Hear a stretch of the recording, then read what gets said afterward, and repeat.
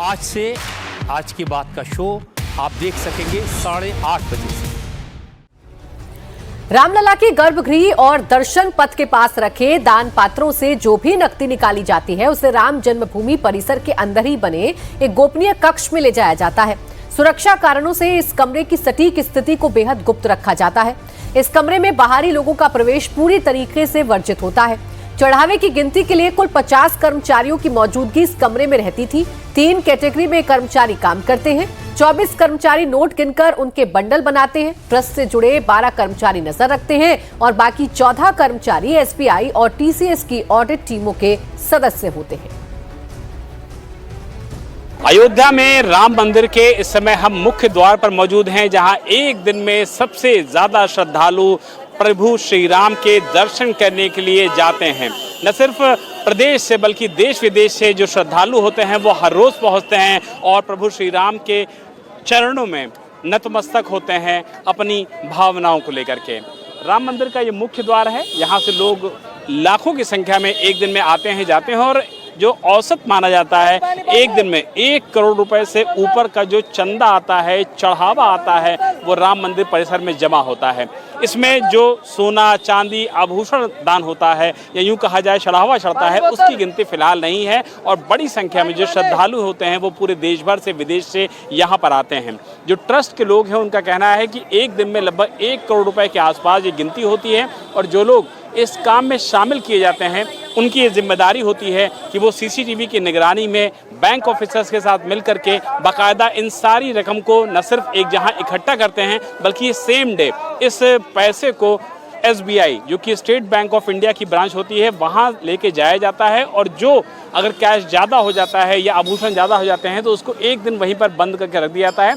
अगले दिन फिर इसकी काउंटिंग की जाती है और उसके बाद संबंधित बैंक ब्रांच में इसको लेके जाया जाता है। लेकिन जिस तरीके से राम मंदिर में चढ़ने वाले चढ़ावे को लेकर के न सिर्फ संतोष दुबे ने बल्कि दूसरे पदाधिकारियों ने भी जिस तरीके के सवाल खड़े किए हैं या यूँ कहा जाए कि जिस तरीके के हालात मौके पर मिले हैं, सर्कमस्टेंशियल एविडेंसेस जिस तरीके के मौके पर मिले हैं, वो अपने आप में कई तरीके के सवाल खड़े कर रहे हैं और इसी को लेकर के फिलहाल यूपी सरकार ने एसआईटी का गठन किया है जो कि लखनऊ के मंडलायुक्त, लखनऊ के आईजी किरण एस और इसके अलावा वित्त विभाग के एक विशेष सचिव के तहत इस पूरे इन्वेस्टिगेशन को किया जाएगा। इस पूरी इन्वेस्टिगेशन को आगे बढ़ाया जाएगा और ये जाना जाएगा कि जो चूक की बात सामने आई है, जो चोरी की बात सामने आई है, जो गबन की बात सामने आई है, आखिर उसमें कितनी सच्चाई है और इसी को लेकर के जो एसआईटी की टीम है वो यहाँ न सिर्फ पहुँचेगी बल्कि इस पूरे मामले को इन्वेस्टिगेट भी करेगी। और राम मंदिर चढ़ावे में चोरी को लेकर छानबीन जारी है। एक कर्मचारी के घर से 10 लाख बरामद किए गए हैं। दोनों आरोपी राम मंदिर में चढ़ावे के पैसे गिनने का काम करते हैं। इस मामले का खुलासा तब हुआ जब एक कर्मचारी ने करीब 1.5 करोड़ रुपए की जमीन खरीदी और दूसरे ने करीब 40 लाख रुपए का प्लॉट खरीद लिया, जबकि इनकी सैलरी सिर्फ 18 से 20 हजार रुपए थी। इस पूरे मामले में सबसे पहले नाम आया लवकुश मिश्रा का। ये युवक अयोध्या के पास रुदौली के सूजागंज इलाके के मीनापुर फगौली गांव का रहने वाला है।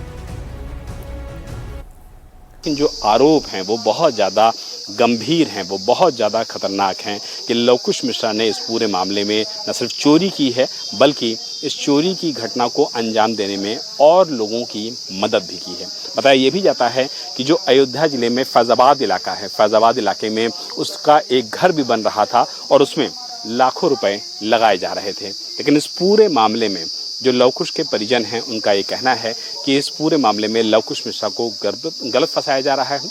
उसकी किसी भी तरीके की कोई भी गलती नहीं है और इस पूरे फजौली गांव में अगर आप देखेंगे तो फिलहाल इस घर की जो पैतृक घर है लवकुश मिश्रा का, उसको देख करके कम से कम ये स्थिति नहीं लग रही है कि कम से कम यहाँ पर फिलहाल इस तरीके के पैसों को लगाया गया है। इसीलिए ये पूरी बात सामने आ रही है कि फैज़ाबाद में जो घर बन रहा था लवकुश मिश्रा का, उसमें संभवतः इस पैसे का इस्तेमाल किया गया था।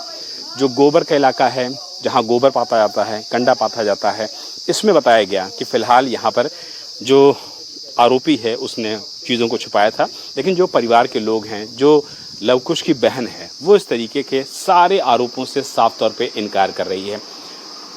आप लवकुश की बहन हैं? आप क्या कहना चाहती हैं? इंडिया टीवी के माध्यम से पूरे देश के लोगों को, दर्शकों को सच बताइए।